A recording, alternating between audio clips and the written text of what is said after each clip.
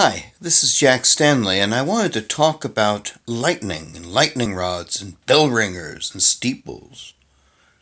Lots of stuff about the 18th century and Benjamin Franklin and the lightning rod.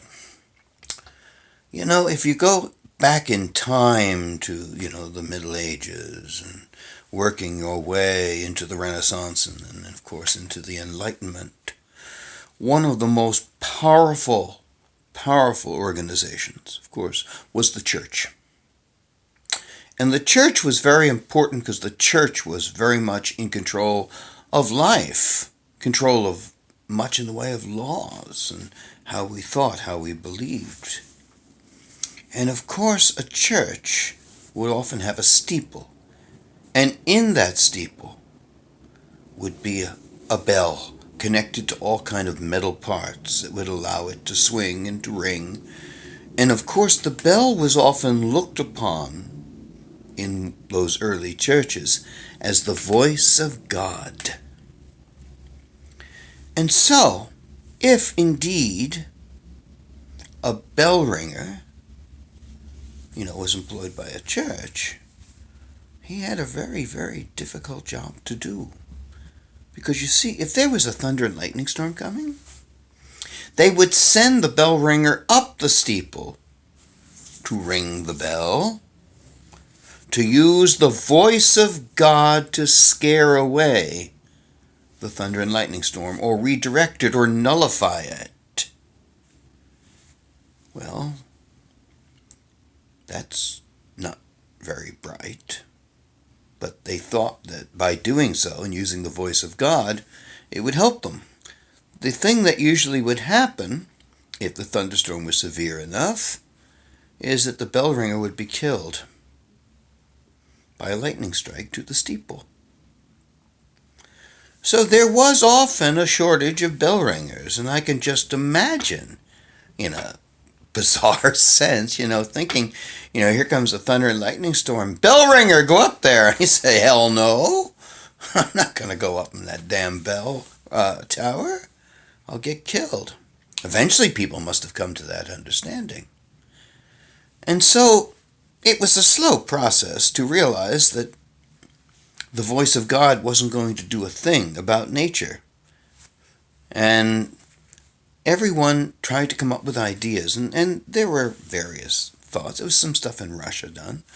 But one of the major proponents of what would become the lightning rod was Benjamin Franklin. And Benjamin Franklin set up his experiments into lightning rods, or lightning evaders or protectors, in the 1740s. And he used various church steeples and tall spots to set up lightning rods and have the cable or the wire running down, and hooked it to bells. And if lightning did indeed hit that lightning rod, the bells would ring wildly. This was not a popular feature in Philadelphia, and everyone told Ben, get rid of the bells, okay? And the bells were eventually removed. Eventually, Christ Church was completed, and he set up a lightning rod on the steeple. And there he did a number of experiments, and it proved to be remarkably successful. And the lightning rod became a very, very important feature in many structures. And the bell ringers were saved. I wonder, I don't know if any of ever took count how many bell ringers were killed in thunder and lightning storms. Well, in England, they didn't quite agree with Benjamin Franklin's design, and this might be apocryphal, but the thing is that it is said that King George III suggested a ball on the end. Now, that might not be true at all, but they did put a ball on the end in England. It's kind of different. The ones in the United States were straight up, and the ones in England had a ball at the end of the lightning rod. They also sometimes would have glass balls for insulation and things like that. Now, another thing that's kind of interesting about all of this, we always hear of Ben Franklin and the kite. Well, there are so many stories about Benjamin Franklin and the kite. Every one of them's a little different. I think that's somewhat deliberate because Benjamin Franklin wrote up the articles and I think it changed like 4 different times. One has to think if you're holding onto a string with some metal on it and metal on a kite and you're holding up in a thunder and lightning storm and the lightning hits the kite, there's a very good chance you're cooked. In fact, interesting story.